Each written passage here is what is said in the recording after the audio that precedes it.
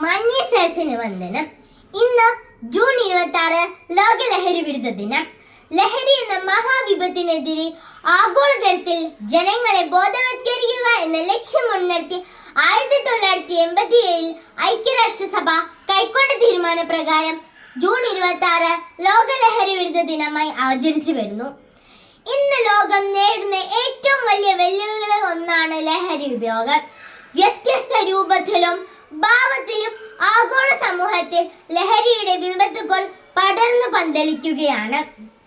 ലഹരി മനുഷ്യനെ മാനസികമായും ശാരീരികമായും തകർക്കുന്നു.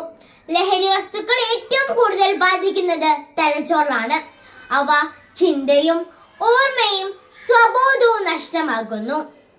ഒന്ന് രുചിച്ചു നോക്കി ഉപേക്ഷിച്ചു കളയാം എന്ന് വിചാരിച്ചാണ് ലഹരി എന്ന പ്രലോഭനത്തിൽ പലരും പെട്ടുപോകുന്നത്. എന്നാൽ ഒരു തവണ ലഹരിയുടെ അടിമപ്പെട്ടാൽ പിന്നീട് തിരിച്ചു വരവ് ശ്രമകരമാണ്. നിമിഷ നേരത്തെ സുഖത്തിന് വേണ്ടി ജീവിതകാലം മൊത്തം തന്ന അനുഗ്രഹങ്ങളെ തകർക്കുകയാണ് ലഹരിയിലൂടെ സംഭവിക്കുന്നത്. ജീവിതത്തിൽ എന്ത് പ്രശ്നം നേരിട്ടാലും പരിഹാരമായി ലഹരിയിൽ അഭയം തേടുന്നവരാണ് കുറേയേറെ പേർ. എന്നാൽ ജീവിത പ്രശ്നങ്ങളോട് പൊരുതി വിജയം നേടുന്നതാണ് യഥാർത്ഥ ലഹരി എന്ന് അവർ ഓർക്കുന്നില്ല. ലഹരി എന്ന് പറയുമ്പോൾ നാം ആദ്യം ഓർക്കുന്നത് ആൺകുട്ടികളെ കുറിച്ചാണ്. എന്നാൽ ആൺകുട്ടികളും പെൺകുട്ടികളും ലഹരി ഉപയോഗിക്കുന്നതാണ് നാം കാണുന്നത്. ഒരു വ്യക്തി ലഹരിക്ക് അടിമപ്പെട്ടാൽ അത് ആ വ്യക്തിയെ മാത്രമല്ല, മറിച്ച് അവന്റെ കുടുംബത്തെ, അതുവഴി സമൂഹത്തെയും നാശത്തിലേക്ക് നയിക്കുന്നു.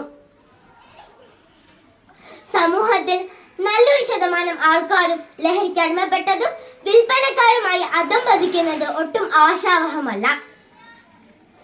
അധ്യാപകരും രക്ഷിതാക്കളും നിയമ സംവിധാനവും ഒന്ന് കണ്ണു തുറന്നു പിടിച്ചാൽ ഒരു പരിധി വരെ കുട്ടികളെയെങ്കിലും സംരക്ഷിച്ചു നിർത്താൻ സാധിക്കും. അച്ഛനും അമ്മയും മക്കളും സഹോദരങ്ങളുമായി നിമിഷങ്ങൾ ഒത്തുചേർന്ന് കിട്ടുന്ന സന്തോഷം, ആ സന്തോഷമാണ് നമ്മുടെ ജീവിതത്തിലെ ഏറ്റവും വലിയ ലഹരി എന്ന് അവർ ഓർക്കുന്നില്ല. ഒരു ലഹരിക്ക് അടിമപ്പെട്ടു പോയ മനുഷ്യന്റെ കുടുംബം അനുഭവിക്കുന്ന വേദന അദ്ദേഹത്തിന്റെ മകൻ എഴുതുന്ന കവിതകളിലൂടെ നമുക്ക് അറിയാൻ സാധിക്കും. കാലവർഷം തുടങ്ങുന്നത് എന്റെ മേഘം തിങ്ങിയ മനസ്സിൽ നിന്നാണ്.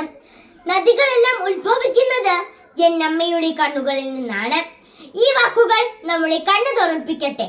ലഹരിക്കെതിരായ ശക്തമായ പ്രതിരോധം നമുക്ക് തീർക്കാൻ സാധിക്കട്ടെ. ഞാൻ നിർത്തുന്നു. നന്ദി, നമസ്കാരം.